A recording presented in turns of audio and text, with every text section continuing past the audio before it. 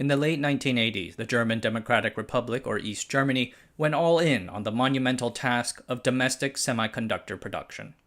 This semiconductor obsession failed, and the billions of marks spent on it eventually bankrupted the country's failing economy. How did this happen? The East Germans enjoyed the benefit of perhaps the best technology anyone can possibly steal, yet they still failed. In this video, I want to take a look at East Germany's semiconductor industry from beginning to end. Throughout the 1950s, the East German state sought to rebuild from the damage of the war. While it inherited a strong industrial base from old Germany, its population was just a third of its Western sibling. The ruling party, the Socialist Unity Party of Germany, or SED, introduced centralized state planning and high quotas to the economy. These high, perhaps unrealistic work quotas were unpopular. In 1953, workers across the country struck, leading the Soviets to send in tanks and soldiers to violently suppress the protests. The East German uprising of 1953 kicked off what would be a persistent and ultimately existential problem for the GDR: emigration. Throughout its history, its best and smartest people consistently sought a way out to the West. To convince its people to stay, the SED promised a better future through the use of technology. More than the Soviets, East Germany leaned on information technology as a pathway towards economic vitality and a glorious socialist future. The party's elites saw themselves locked in a technology race with the capitalists to see who can build a better society. Leader Walter Ulbricht called for an industrial transformation with the ultimate aim of catching up with and surpassing capitalism in terms of technology. A thriving computer industry was crucial towards making this ideology work, and in order to produce these superior computers, East Germany needed to learn and master microelectronics technology. Less than 4 years after the Americans invented the germanium transistor, East Germany moved quickly to build their own line of first-generation semiconductors. In 1952, development work began at the VEB Works for Electronic Components for Communications Technology, or WBN, in the town of Teltow near the city of Berlin. This puts them about even with West Germany. The FRG's first semiconductor factory came about in 1952, built by Siemens. A small team of about 74 quickly grew to 625 by the 1960s, led by the physicist Matthias Falter. Falter might have been a fine solid-state physicist, but he was apparently a poor leader and manager. WBN suffered from a lack of cooperation between its industrial and academic sides. The production teams lacked discipline, hands-on experience, and did not appreciate the scale and difficulty of the task they were facing. In one incident, the team dumped hot ashes right outside a factory window where they were producing a pilot run of semiconductors. The ashes ruined the semiconductors themselves and made it so that the team had no idea what to expect for the subsequent high-volume run. Perhaps more significantly, the state failed to give their young semiconductor team the resources it should have gotten. Administration, their chief accountant in particular, seemed to care very little for semiconductors. When the team asked for money to purchase felt slippers to prevent static charge buildup in the clean room, their chief accountant denied the request. This lack of support would be a consistent theme throughout the early days of the East German microelectronics industry. Ideally, the GDR needed some form of technology transfer to find a stable footing. Luckily, the Soviet Union happened to be one of the world's computing leaders. Yet despite being the GDR's primary political backer, the Soviets were strangely wary. In 1958, 2 WBN staff members traveled to the Soviet Union to do technical exchanges. A year later, they came back, complaining of limited cooperation. Much of what the Soviets had developed was created for military use. Thusly, the Soviets were concerned that transferring that to the East Germans would leak via scientists defecting to the West. In 1959, Walter Ulbricht wrote directly to Soviet leader Nikita Khrushchev asking to send a Soviet advisor. The Soviets sent 3. Those advisors toured the areas and wrote a report, but the country continued to stonewall. With the Soviets being the frenemies they were, the GDR turned to the West.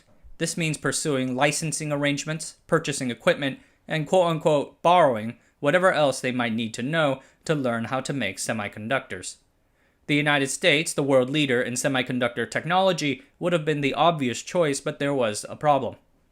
Semiconductor technologies have obvious military applications, so the Western Bloc placed an export ban to Soviet-aligned countries, an arrangement known as the Coordinating Committee for Multilateral Export Controls, or COCOM, and the US most closely adhered to COCOM restrictions. But back then, not every Western country hewed so closely to COCOM, like the United Kingdom. So, in 1959, a 10-man East German delegation went to England to visit a number of semiconductor factories and purchase equipment. Through the contacts of Arthur Lewis, a British Labour Party politician, the delegation saw plants owned by British Philips, Siemens Edison, and British Thomson Houston.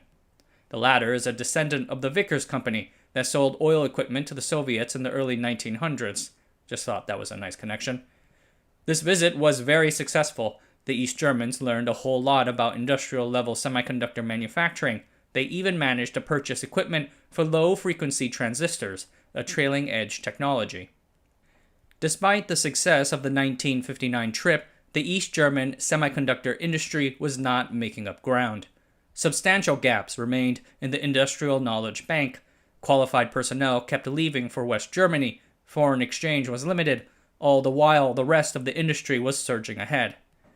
In 1958, WBN produced 100,000 germanium diodes, transistors, and rectifiers, but some 98% of what they produced eventually needed to be discarded throughout their entire working lives. That same year, in 1958, the United States alone produced 27.8 million transistors. 2 years later, in 1960, the U.S. grew that production capacity 5 times over to 131 million. The year after that, in 1961, Texas Instruments started selling its integrated circuits to the market. This remarkable invention leapfrogged the United States into the technological lead. Japan, for their part, already had their Sony TR-55 transistor radio, exporting over 10 million radios to the United States in 1960. It was not like the East Germans were unaware of their shortcomings as they were happening. A 1958 inspection led to a scathingly negative report. Erich Appel, head of the Economic Commission of the Central Committee Politburo and an economic reformer, wrote in late April 1959, "Compared to the American, Japanese, and West German industry, we lie in a state of backwardness that can scarcely be estimated. This backwardness will not decrease through 1961 at least, but will instead grow." Another inspection in 1960 identified more items of backwardness in semiconductor production. Workers tended to use rules of thumb rather than their instruments to measure. The various factory lines did not cooperate with one another, and so on.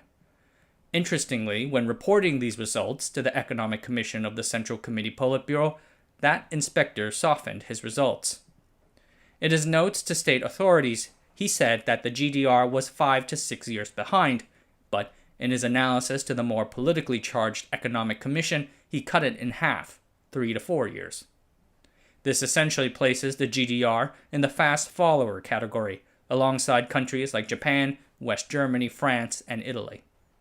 It is hard to justify this, but the inspector probably felt that 5 to 6 years evaluation would be construed as being overly negative. By 1960, over 3.5 million young East Germans had left to the West, turning the GDR into a rapidly aging society. With earlier efforts to restrain brain drain failing, in 1961 East Germany erected the Berlin Wall. The wall had far-reaching effects. We shall not discuss them here. For semiconductors, however, the wall pinched off what little technology the GDR had imported from the West. How to replace this? The initial reaction would be that the GDR needed to nuzzle even closer to the Soviets, but relations were tense during these times. The Soviets criticized the East Germans' lack of specialization and questioned their willingness to play their role. The East Germans, in turn, felt that they were being used to cover gaps the Soviets had in their production. After the wall went up, the Soviets realized, perhaps correctly, that the GDR had nobody else. They became reluctant to supply oil to the Germans and still dragged their feet in sharing computer technology. Then in 1965, the East Germans signed an extremely unfavorable trade agreement with the Soviets. This agreement likely contributed to Erich Appel's suicide that same day. With the Soviets being the way they were, the GDR embarked on a concerted initiative to acquire and develop its own domestic capabilities. In 1963, the aging Walter Ulbricht launched a new initiative called the New Economy System of Planning to bring more market elements to the GDR economy. Now, industrial groups, not bureaucrats, can actually decide how money can be spent. The reform also elevated the status of technology sectors like semiconductor manufacturing in the economy. R&D spending increased by over a third from 1959 to 1963. In 1965, nearly 40% of the electronics that the GDR produced by value were semiconductors, 82 million marks out of 223 million marks in total. 4 years later, in 1969, that number grew fourfold. Many of these transistors went into new consumer technical goods like radios, TVs, and fridges. In 1971, semiconductor production reached 535 million marks by value. That year, East Germany began producing their first integrated circuits, some 10 years after Texas Instruments did it. So Ulbricht's reform did yield some benefits. However, it petered out in the late 1960s. Strange inequalities in policy planning meant that color televisions were widely available, but consumer items like toothbrushes and toilet paper were in short supply. In 1971, the SED made a conservative turn, replacing Ulbricht as its first secretary with Erich Honecker. Impatient, the party ended its expensive R&D investments and started cutting corners, like copying. One day in 1967, the Minister of Electrical Engineering and Electronics showed up to an East German electronics firm with a suitcase full of integrated circuits from TI. He told them to copy them exactly. The Ministry for State Security, better known as the Stasi, had been engaged in scientific and technology espionage since the 1950s, mostly related to atomic engineering and other sciences. Then in 1969, the Stasi's scientific and technical sector was reorganized and expanded with the goal of acquiring military technologies. After Honecker came into power in 1971, the Stasi's job shifted from acquiring scientific knowledge to specific technologies, mostly via informants in the West who found and handed the goods over to East Germany. One such informant was Hans Renner, a physicist working for the West German firms Telefunken and AEG. He handed over technical secrets for over 28 years and was never caught. The Stasi officer would give Renner a shopping list of material they wanted with grades on importance, highest grades mostly going to military and computer technologies. Renner gets it and passes it to the case officer at the Friedrichstrasse station, the only station in East Berlin serviced by West Berlin subway lines. It was a border crossing well known for spy activity. Once acquired, the Stasi laundered the technology, tearing off labels and such so that people cannot identify from where it came from, and then passed it to companies like VEB Robotron and VEB Carl Zeiss Jena. In the late 1960s, the Socialist Bloc copied the IBM 360 system for their unified series of computers. Such an effort not only required procuring several said computers, but also placing agents within IBM itself, which the Stasi did. Western companies knew about this copying, of course. In one famous example, a GDR chip analyst looking at a stolen chip from the US firm Digital Corporation saw a message in Russian, roughly translating to, "When do you want to stop to swipe? Own design is better." The total effectiveness of the Stasi's foreign technology acquisitions we will probably never know. The Stasi destroyed most of its foreign records shortly after the fall of the Berlin Wall. But what records we have uncovered imply that East Germany stealing and copying saved the GDR billions of dollars in R&D while also allowing them to significantly close its gaps with the West. However, it is also clear that East Germany's industries struggled to absorb the information.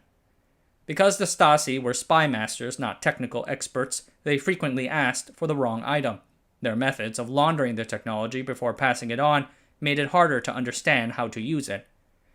Tightening embargoes from the West also interfered with industrial development. Stolen Western products got progressively older and more expensive to acquire. The embargoes gave other countries the chance to scam the Stasi, adding markups frequently in the range of 30 to 80 to even 100%.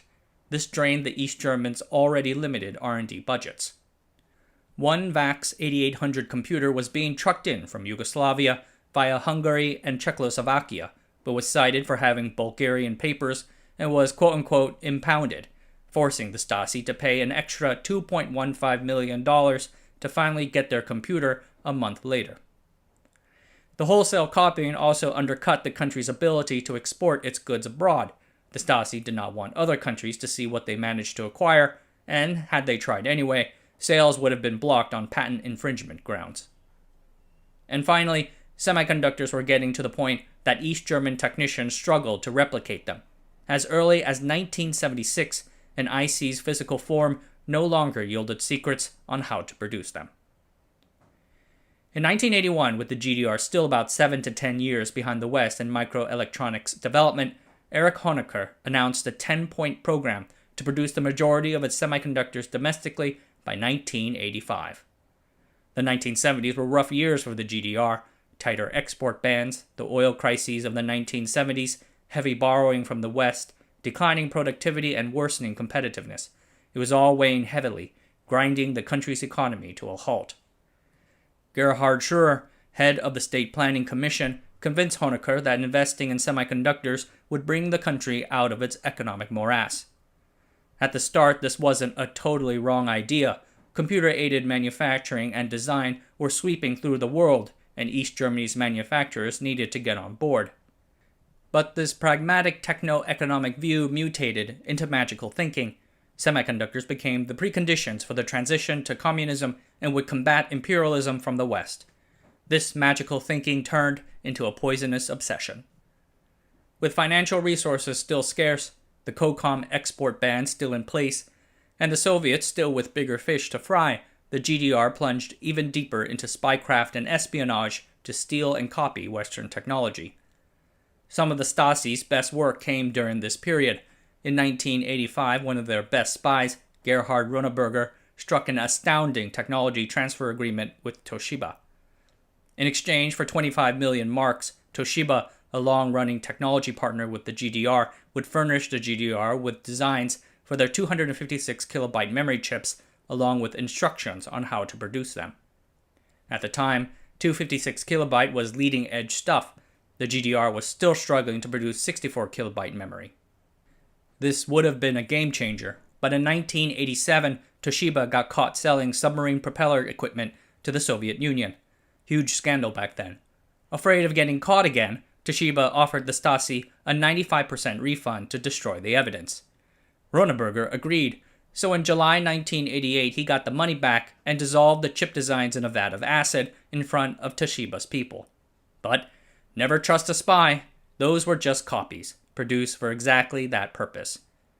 Yet, it all can only go so far. In one meeting, a Stasi informant told his case officer, "I'm giving you the best technology available. Why can't you use it?"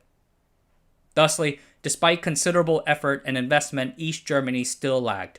By 1987, the US had 215 computer-aided design and manufacturing systems per 1,000 employees. West Germany had 111 systems. East Germany had just 8. Aware of this, in 1986, the East German government decided to go all in. They began a program called Highest Integration. Its goal was to adopt VLSI and bring East Germany to the leading edge within 3 years. Between 1986 and 1990, the GDR government plowed 14 billion marks into semiconductor R&D. 20% of the country's total R&D budget, straining the country's already heavily indebted finances. 400,000 employees worked in the microelectronics effort, either manufacturing, R&D, or support functions. This implies that 1 out of every 8 employees in the GDR's entire industrial population was somehow connected to semiconductors. Highest Integration comprised of several programs. For instance, the GDR state-owned enterprise VEB Microelectronics Erfurt was assigned the task of producing a 32-bit microprocessor by 1990, 9 years after Intel did it in 1981.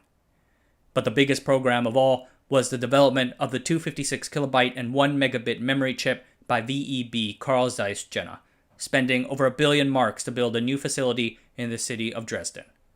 The prototype 256 kilobyte chip was completed in 1987, ahead of schedule. They were never able to put this 256 memory into high-volume production, but regardless, Zeiss Jena plunged onwards to 1 megabit. Finally, in September 1988, Zeiss General Director Wolfgang Beermann triumphantly presented Erich Honecker with the first samples of that 1 megabit chip, the U61000. Honecker said that the chips were convincing proof that the GDR is maintaining its position as a developed industrial country. This technical triumph was the bitterest of them all. In semiconductors, prototypes mean nothing. Production means everything. Dresden produced just 35,000 chips throughout the entirety of 1988 and 1989 with a yield of 20%. They plan to scale up to 100,000 1 megabit chips each year. Toshiba alone produced that many in a single day. 2 months later, in November 1988, the leading edge moved once more. Toshiba began shipping its 4 megabit DRAM in a high volume, seeking to produce 1 million chips a month by March 1989. By then, the East German economy was in shambles, scheduled to default on its debts by early 1990. It never even got there. In May 1989, Hungary opened its borders with Austria, and East Germans swarmed through there en route to West Germany. Later, in November 1989, a year after its 1 megabit technical triumph, the Berlin Wall fell. The GDR semiconductor products were technological dead ends, but its societal legacy lives on. The billions of marks invested into the city of Dresden turned it into one of Europe's top silicon manufacturing regions today, hosting companies like Global Foundries, Infineon, and maybe perhaps TSMC. By the 1970s, leading-edge semiconductor production was bigger than any single country can handle, especially one as small and isolated as East Germany. They never should have tried, and when they did, it ruined them. Alright everyone, that's it for tonight. Thanks for watching. Subscribe to the channel, sign up for the newsletter, and I'll see you guys next time.